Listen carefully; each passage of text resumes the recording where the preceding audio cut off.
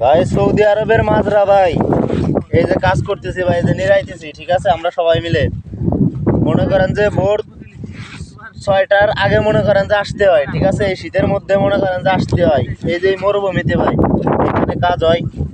এই বাতাস আর এই ঠান্ডা ভাই, এর থেকে মন চায় মরে যায় ভাই। তবু কি করার, যে দিনা হয়ে লোন করে ভাই এই সৌদিতে আইসি ভাই, এখন এই কাজ করা লাগতেছে ভাই। আমাদের এখানে যতগুলো লোক আছে মনে করেন বেশিরভাগ মানুষের দালালে বলছে যে 1200 টাকা দেবে, খাবার দেবে, কিন্তু ভাই না, তা দেয় নাই।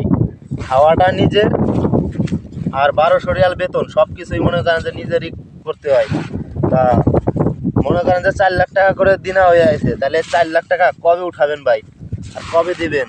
আর এত পরিশ্রমের কাজ ভাই, যে যতটুকু পরিশ্রমের কাজ করেন, এই কষ্টটুকু যদি বাংলাদেশে করেন ভাই, এর থেকে বেশি টাকা পাবেন।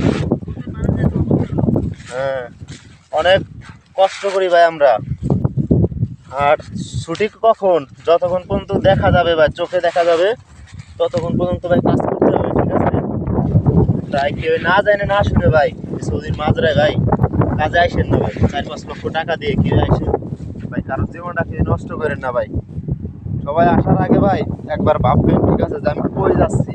তোমার জীবনটা শেষ, বউ জীবনটা শেষ। শেষ তুমিও শুদ্ধ হবে না, বউও শুদ্ধ পারবো না। না, কেউই কোনো কিছু করতে পারবো না। হ্যাঁ, আর শেষ।